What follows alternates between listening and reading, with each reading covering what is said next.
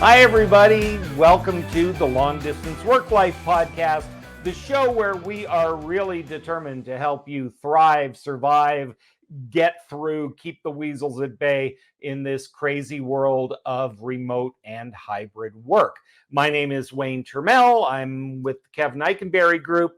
This is a Marissa-less episode. I don't want to say Marissa-free because that sounds like she's an undesirable thing, and she's not. But when we don't have Marissa with us, that means that we have an interesting guest, which we do today. We are going to talk imposter syndrome and getting out of your own head and all that good stuff with Rico Nasol. Rico is in the Las Vegas area with me, which is kind of cool. And Rico, how are you, man? I'm good. I'm good. Good to talk to you, Wayne. Thanks for having me. Thank you for being had. So you are a consultant and a coach, and we will have links to your organization and all that good stuff. But one of the things that you and I have talked about offline, and I think this is really important for especially newer leaders, is this concept of imposter syndrome and not believing that you are good enough. First, can you give us a kind of working definition of imposter syndrome just to kind of kick us off? Yeah. So, imposter syndrome, how it showed up for me, and I think how it shows up for a lot of people, is you don't really believe that you have talent and that potentially you were lucky, and that at some point in time, someone is going to find out you're not as smart as they think you are because you yourself don't feel like you have the confidence or the intelligence or the smarts to have achieved the things that you have. And the thing that drives that imposter syndrome are the stories that we tell ourselves, whether they're true or not true. It's just the running narrative that goes on in our heads. And what happened with the pandemic and remote life, it's exacerbated by the missing of real time feedback, right? So, Okay, so yeah. tell me what you mean by that, by real-time feedback, because some of us have spent our entire lives coping with this nonsense.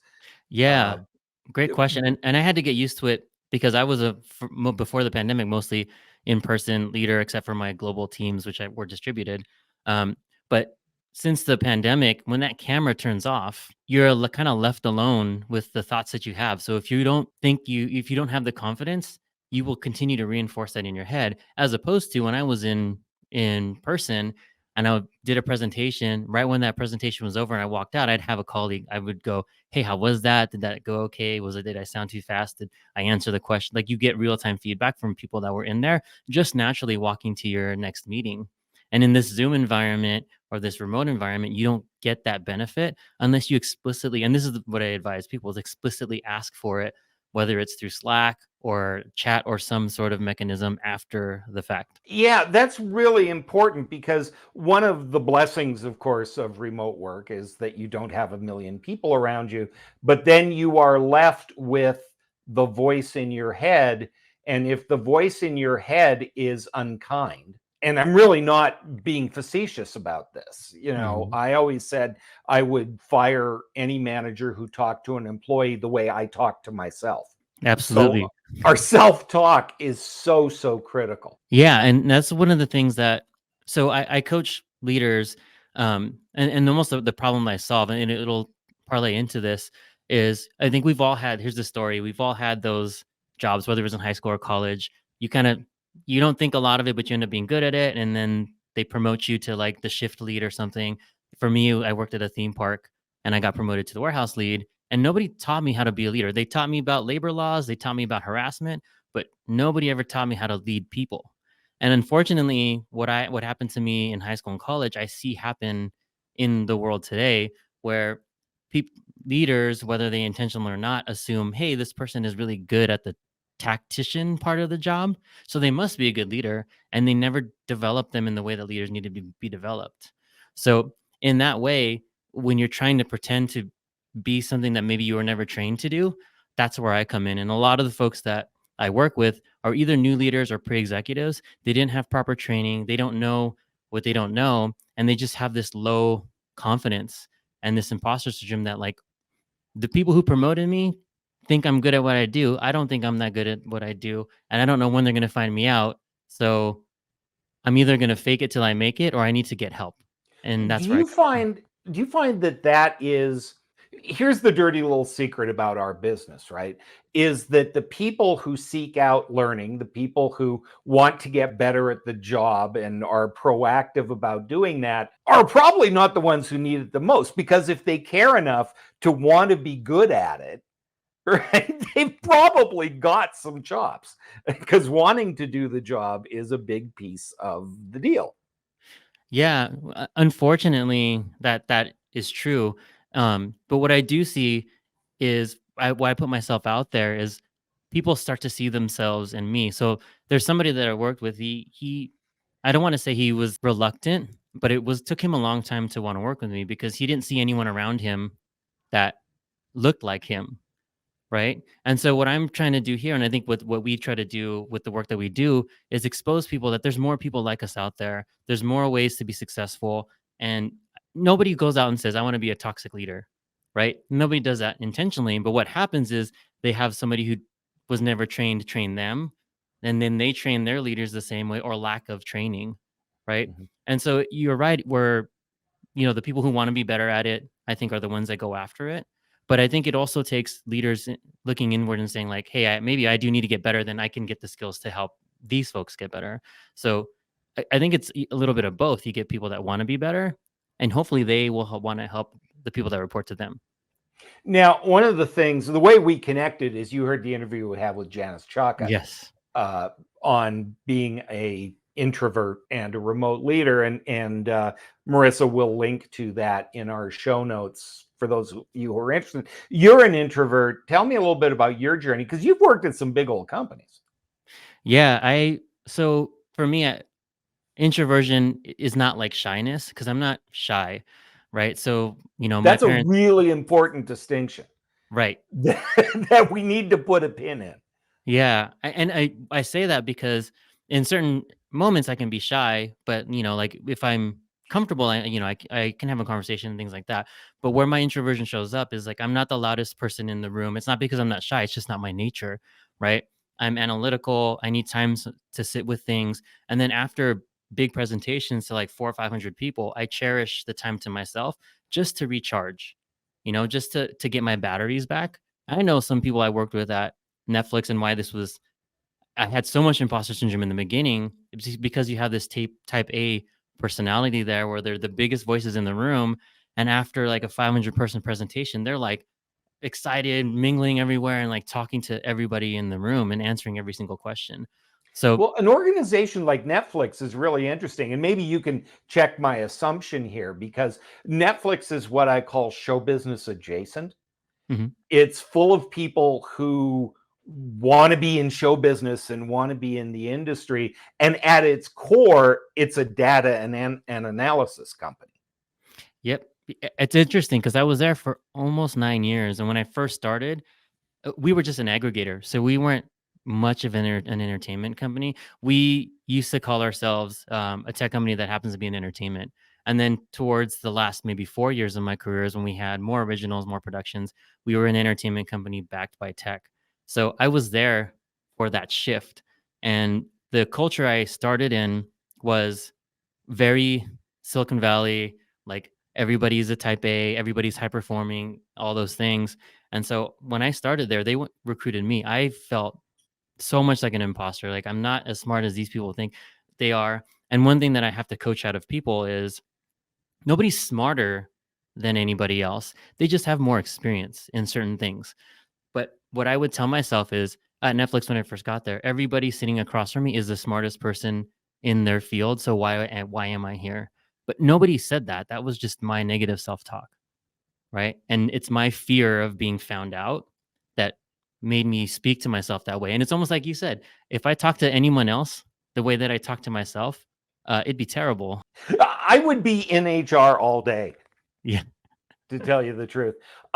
Now, something about Netflix that I read not too long ago, which is kind of fascinating, is there's kind of a famous PowerPoint presentation, if you can call it, if you can call any PowerPoint presentation famous, uh, that the CEO of Netflix was trying to explain the culture, and he came up with something called the keeper rule. You worked kind of under that Hmm. mindset, right? Yeah, I did, and it's interesting because this was probably one of the biggest things I came across and had to debunk. And if you go to Glassdoor, you'll probably see all kinds of reviews about keeper test and culture of fear. But it's the idea that if you built this team again, would you keep this person? Right? If you had to build a team over. And so the way it reads, it seems like, you're just constantly every week, hey, would I keep this person? Would I keep that person? And in actuality, that's not how it played out. At least how it played out on my team, because that would be a very toxic environment, Yeah, what right? did it like? Because there are lots of ideas. It was like Jack Welch came up with the, well, you always fire your bottom 10%, which is fine for a couple of years when you have people who are underperforming.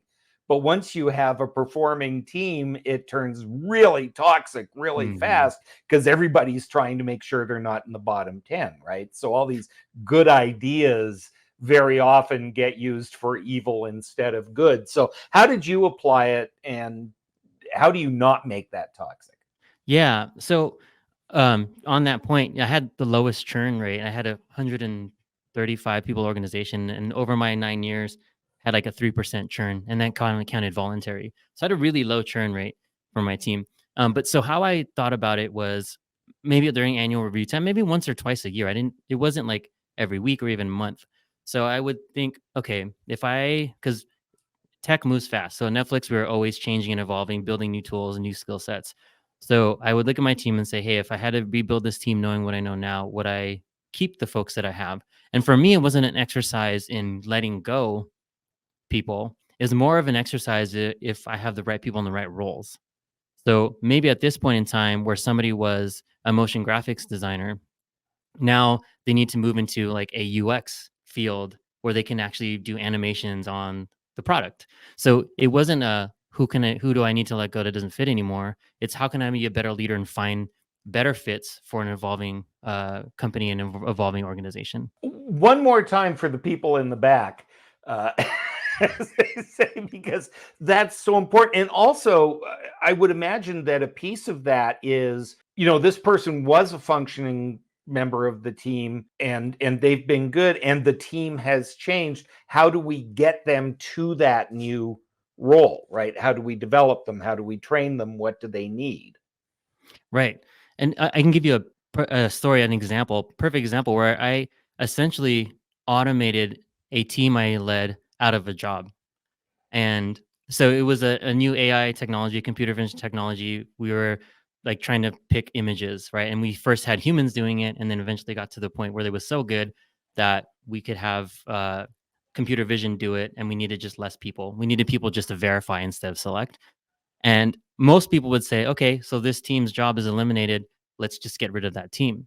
What we actually did is, hey, they have value because they know the workflows, they know all these other things, and they were big enough to work towards eliminating their own roles. So that told us that they had so much more value because the way their minds thought, the way they were strategic. And so we actually found new roles on new teams for all of them in ways that they could find more automations. So perfect example where most companies would reorganize and let go, we reorganized and found better fits for their future. So, in the little bit of time that we have remaining, Rico, you have, as you said, you had international teams. Give us a couple of your best practices and what you coach your clients to do. Uh, First of all, for totally remote teams, and then for hybrid teams. Yeah. So we'll start with totally remote, and I'll talk about things how I develop my teams and my leaders, and then I'll talk about the things I do for myself for my imposter syndrome. So some of the things I do with my teams and my leaders is it's not nothing new, but I have everyone come up with 3 personal and professional goals. It needs to be balanced. So the personal goals is so we can check in on each other on like if you want to travel more, if you want to get into more cooking, things like that. And we have something to anchor our one-on-ones into. And I also provide opportunities and for real-time feedback. So like the story I said, if I have a director of mine who's presenting, immediately right after, like, hey, do you want to talk about how it went? Or, like, here's some things that went really well. Or I'll just send feedback in a note. Hey, this part really went really well. I loved how you did this. If there's anything to talk about, it'd be like this. So when they are in a vacuum with their own thoughts, they have my feedback and they have my thoughts and my reassurance that they did a good job, that whatever negative self-talk they have is not valid.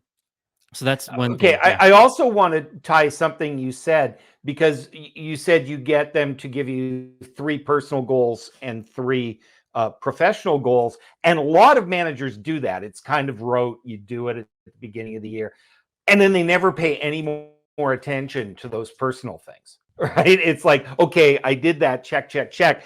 But our one-on-ones are going to be about work. Yeah, I mean, it's really important. Like, I can tell you right now, even though I'm not there anymore, most of my team is still there.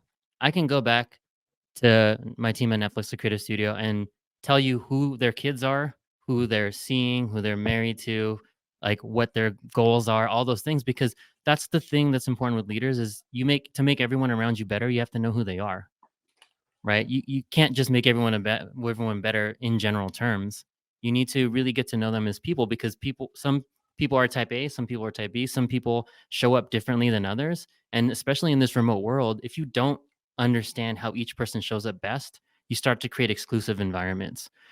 I have folks on my team who show up best in like comments in a Google Doc and are deathly afraid of speaking in public, but they show up really well in comments and in documents. So if I just relied on I need to hear you to see you, I'm starting to exclude very high level contributors on my team. Wow. Real quick, hybrid teams, anything specifically to that environment? Yeah, so hybrid teams don't underestimate the power of team building.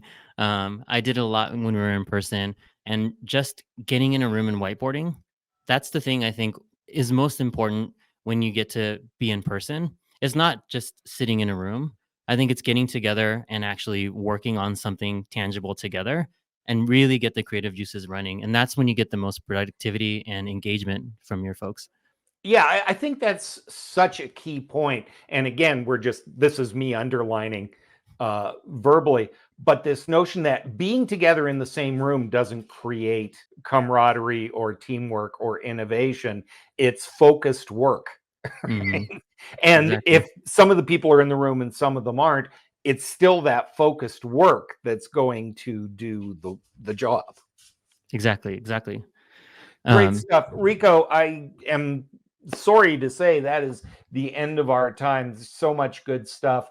Uh, Rico is in Henderson, Nevada. He has his own consulting company, Rico Nasol Coaching and Consulting. We will have links to that uh, in our show notes. Marissa will do her usual terrific job of that.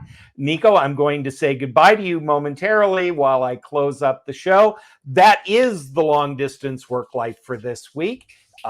If you enjoyed it, please, please, please like, subscribe. You know how podcasts work. We beg for your feedback, but we actually want your feedback. So if you have questions, comments, vicious personal attacks, if you have a pet peeve or a topic that you'd like Marissa and I to tackle, or ideas for a guest, please reach out to us on LinkedIn or our names, Wayne at KevinEikenberry.com, Marissa at KevinEikenberry.com.